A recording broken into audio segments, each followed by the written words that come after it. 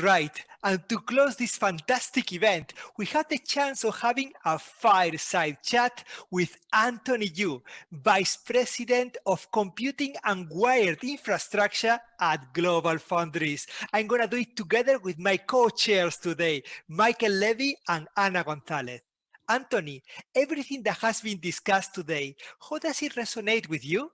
From our perspective of Global Foundries, it's we think we're in a good position because we have committed to photonics in a VLSI foundry type scale using silicon as a replacement for the 3-5 materials that are out there. So as a result, we've kind of applied our 300 millimeter manufacturing, Jose, as well as a PDK, commercial PDK base to allow designers to move toward optical transceivers, co-packaged optics, and even other ancillary photonic-based devices like automotive LIDAR, et cetera.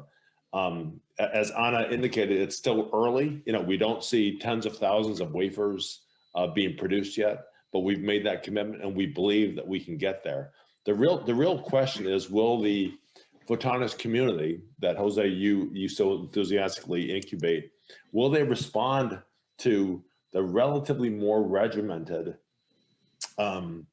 production in a VLSI foundry? And that's what Michael's questions were, which is, will they adopt PDK with P cells as opposed to drawing everything themselves? Will we on the foundry side be able to introduce new materials that are exotic by silicon VLSI standards, but relatively comfortable for smaller type fabs? So these are some of the things that I'm wrestling with. I'm not sure I want to be quite that open in the one-on-ones with you guys here or the fireside chat, but those are frankly the challenges that we're facing, because neither, I'm never going to move completely to be the same as a university R&D fab, and they're never going to move directly toward as if they're designing an Intel microprocessor. So there has to be a happy medium. That's what I thought maybe you'd want to expand on. I think that's a very nice point to start with. Today, all the foundries in silicon photonics, all the pure silicon photonics foundries, they have already a PDK that has been already validated by many companies, and they managed to get products which in a large amount already commercially viable, not only commercially available, commercially viable, meaning that the cost of production is lower than the market cost.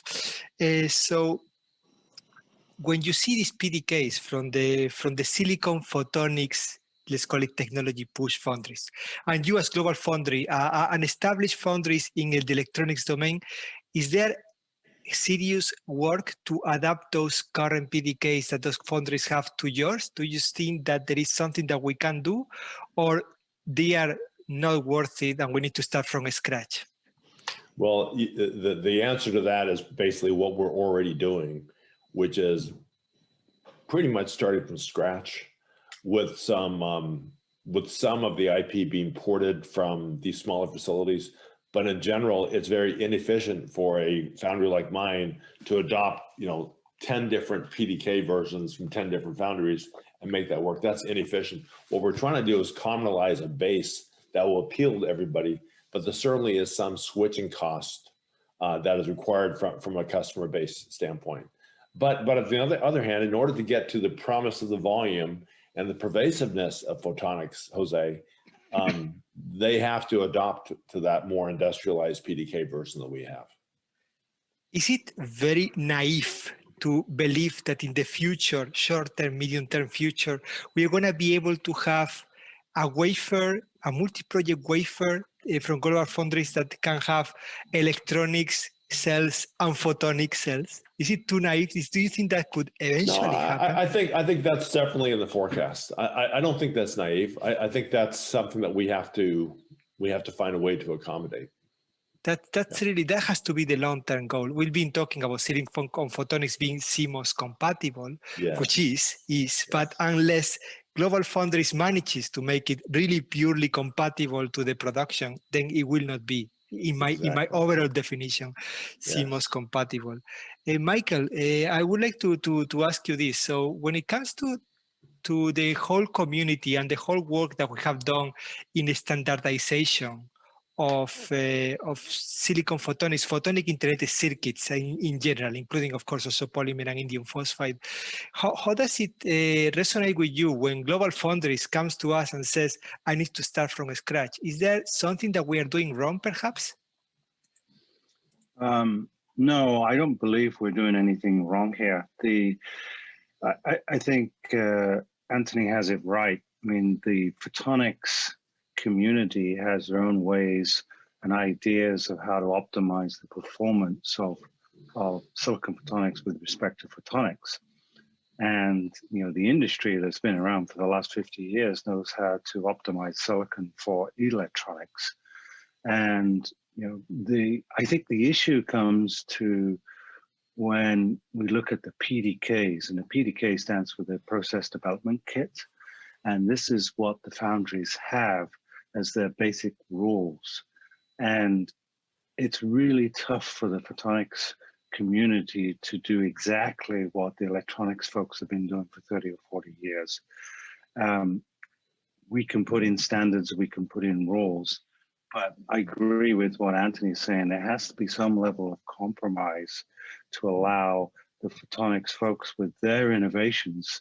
And I must admit, a lot of the innovations you see in integrated photonics that you'd like to implement into silicon and silicon-based processes are really tough to do. I mean, if you look around, for example, the photonics industry, look how many times gold is used. And then ask yourself, how can you use gold in a CMOS fab? You can't, right? So yeah. Then that forces the photonics community to say, well, okay, well, let's choose a different metal. Oh, we haven't really tried aluminum or aluminium before. Or, you know, it forces the photonics community to think, can we use alternative metals? Can we use alternative line rolls? Can we actually have the PDK that the Foundries been using for a long time? Can we import that and work with it? And you know, when you start looking at, you know, indium phosphide, you start looking at SiGe, right? Various forms of germanium. You start looking at polymers. You start looking at different types of materials. They have to be discussed very carefully with the foundry. And some foundries are a little bit more flexible than others, but it requires a lot of meetings, a lot of work. And I don't want to go on too long, but I think the essence here is the communities have to work together. Anthony. I think that's a really good point, Michael and Jose. I think I think we can have a really nice interplay with the three of us here, because I think one of the things that marks a typical engagement that we have in Photonics Foundry, and you've heard this at your conference, extremely tight collaborations between ourselves and the photonic designers. Probably tighter fab collaborations for photonics than what I saw when I used to manage the CMOS foundry side. A lot of give and take in terms of what's available in the VLSI environment, what can practically be done, because we're doing it in the same environment as a CMOS foundry. And the fact is the PDK helps them achieve the yield targets that you need for these things to be economical. So I think we are seeing some pretty good interplay already, and there has to be some give and take. One of the things that worries me the most, and is something that I need to validate with you, Anthony, is that right now in the integrated photonics community for Datacom, we are all worried about, and correct me if I'm wrong, Michael, we're all worried about developing a 200 gigabaud channel. Yeah. And that's everybody wants to make it. And for that, we need a very, very high speed modulator. And 70 gigahertz modulator or more. Yeah. And many companies are developing their own modulator. We have, of course, Lightwave Logic with the polymer. We have companies adding barium titanate material to silicon photonics. We have companies doing plasmonic structures on silicon photonics. We have, of course, the indium phosphide developments. There is no set of materials for you, right? There is not a recipe. Everybody's trying different things. Is that something that for you is worrisome, that we don't have, okay, these are the materials that you can use, and if you want to do business with Global Foundries, these are the materials that you should try to avoid using? Well, I don't think I know enough to be able to say what they can't use, but again, it's a call for an ecosystem.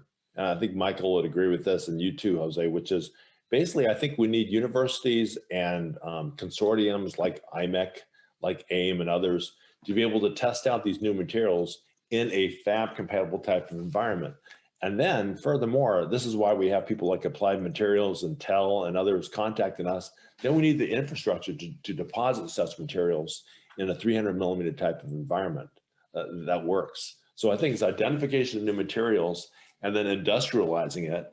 But I don't think that the place to do that early work necessarily is in a high scale fab that's producing 600,000 wafers a year. That isn't the right place to do it. You need an ecosystem though that's targeted toward developing VLSI type processing for new materials. But I agree, but there's a lot of innovation out there, Jose, in terms of new materials for the 200 gigabaud level, which we'll need to get to terabit type transmissions.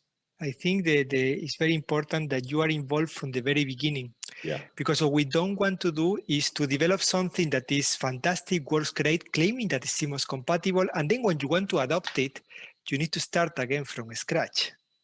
Yeah. Yeah. Anna? Yes, coming back to the PDKs, I also have a comment here. Are you, when you are developing these PDKs for global foundries, are you also taking into account the packaging and also the testing to elaborate these PDKs? Are you aligned with other packaging organizations or companies?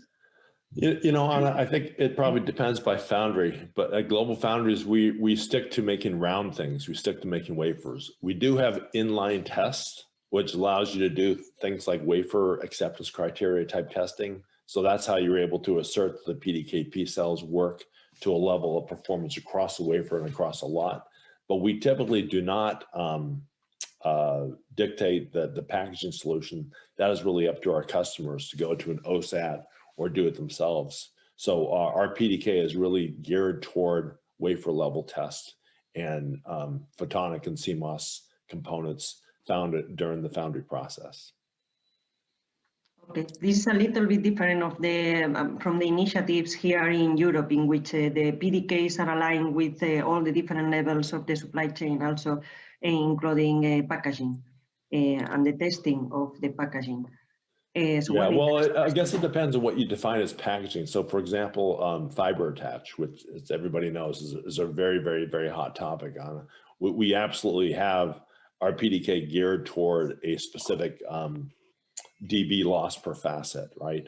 So I would term that as post-fab processing, but I'm not sure in a purest sense that is defined as packaging. But that's certainly as far as where we would go. And when we do develop a laser attach process, whether it be quantum dot or a conventional laser, that will probably be part of our PDK as well. Well, then we can come back to the hybrid materials. Will you say then that indium phosphide is the material that is more used to combine with silicon photonics, or there are other materials? Well, I think it's being looked at today as in the form of attaching a laser to it, but I am not realistically looking at 3.5 growth on silicon, even though people like John Bowers and others have been everyone's kind of smiling. That certainly is something that's really important. But I view indium phosphide more in the sense of a laser attach process myself, using a flip chip type of mentality. But again, that's merely my perspective from Global Foundries. I'm not sure that's an industry perspective. There is another race right now, which is for silicon photonics. What is the ideal light source? And we have seen a huge push for pixels. Of course, we want to see them. I love pixels. I love them. I cannot get enough. And I think Michael loves them half as much as I do. And I really love pixels for 3D face recognition. But to be fairly honest with you, I think the right light source for silicon photonics has to be, in my mind, has to have a way in which is, of course, passively aligned, but also bad coupled. I think we need the broadband. And on this, I am quite a strong believer of the Fabry-Perot gallium arsenide laser sources. On that, is there for you an idea or a work on identifying what is the best way of bringing light into silicon photonics, a passive platform? Well, we're pursuing it both ways. We're doing top-down gratings and butt coupled. We're doing it both ways because I'm not sure the industry has really hardened into one solution. Obviously, the intrinsic PDK element that we have to our 90 and 45 nanometer, Jose, is our passive V groove type of approach. But that is not the only way. We have other customers doing their own active alignment, and even people doing top-down grading couplers as well. So I don't think there is yet a standard or a preferred choice, and so we're supporting both means. Michael, what is your take on this? It's, I mean, I like what Anthony's saying. I mean, if you really look at the photonics community as a whole, we have lots and lots of different solutions to solve problems. And so you can look across whether it's integrated photonics or discrete photonics. We have different materials, we have different designs. I mean, even the laser designs are very different across the board, just depending on wavelengths, let alone the materials. And so one of the challenges that we have to figure out is if we're trying to get into the PDK of these big foundries, we have to sort of align ourselves a little bit more so that the PDK costs can come down. We're not going to be able to get costs to come down in the foundry unless we align ourselves to those PDKs. Now, that's the challenge. I think at a very highest level, hybrid solutions.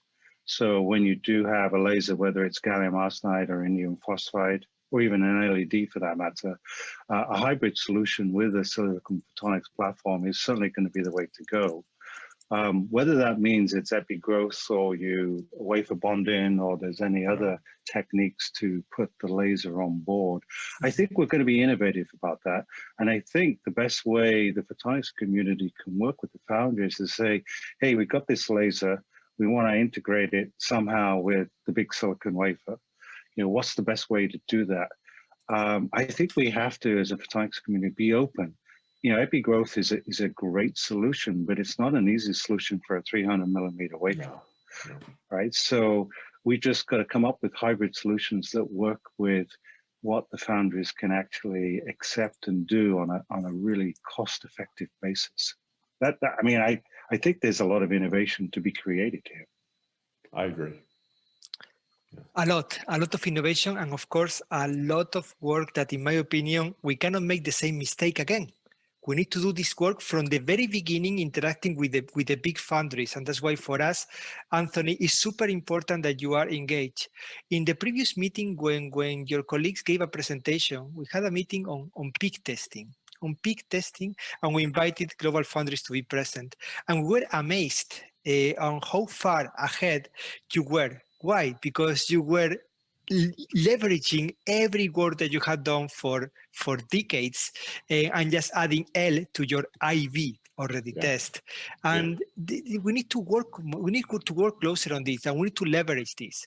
When it comes to wafer level testing, when it comes to silicon photonic testing, is there something, any thoughts from you, Anthony, any ideas of room for collaboration that we can do to bring more solutions to the very much needed qualification of the wafer before it leaves the foundry? You know, I think what we're seeing right now, Jose, in the area of inline tests, as you mentioned, we have a tremendous advantage in the sense that I've implemented inline testing very early on. And so we have literally tens of thousands of active component and passive component measurements that have done. I mean, to date, we've measured over 31 million photonic type measurements in our young history as a photonics foundry. And that's of tremendous benefit to the designers, right? So it gives them more confidence in what the distribution process looks like. But I think if you work toward, at the end of the day, it's an economic problem. You need to find a way to make reliable measurements, but also keep in mind that test time is dollars, right? And so what we need is continued collaboration with the test platform guys so that we can have high-speed testing and sampling so that we can reduce the amount of time it takes per wafer. Right now, typically we have some customers that are spending days per wafer to characterize it. And that's interesting in the R&D environment, but that is almost sacrilegious when it comes time to doing high volume, high yield, cost sensitive type of manufacturing. days per wafer. For me, those are burning test kind of numbers. These are not the numbers we can do for wafer qualification. But if you think about a wafer of pixels and you think the amount of time per pixel, we have back of the envelope calculations that are very close to 70 hours.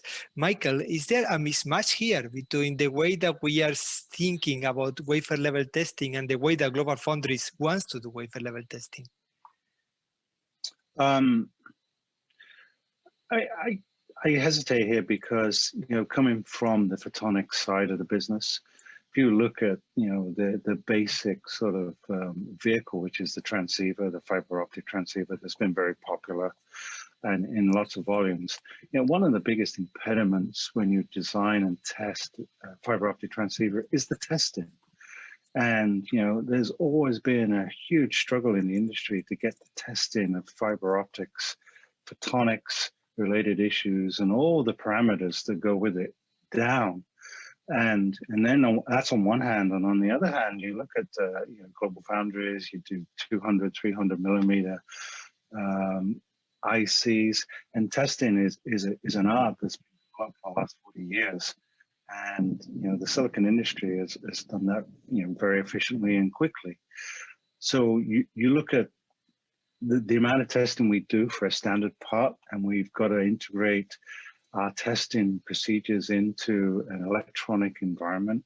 I think from the photonics standpoint, we have to do a better job at realizing which parameters we can control easily, which ones we can't, and focus on those so that testing can be more efficient. I would say testing is definitely an Achilles heel for photonics. And I think there's things we can learn from, you know, Anthony indicated that there's an ecosystem that can be created here.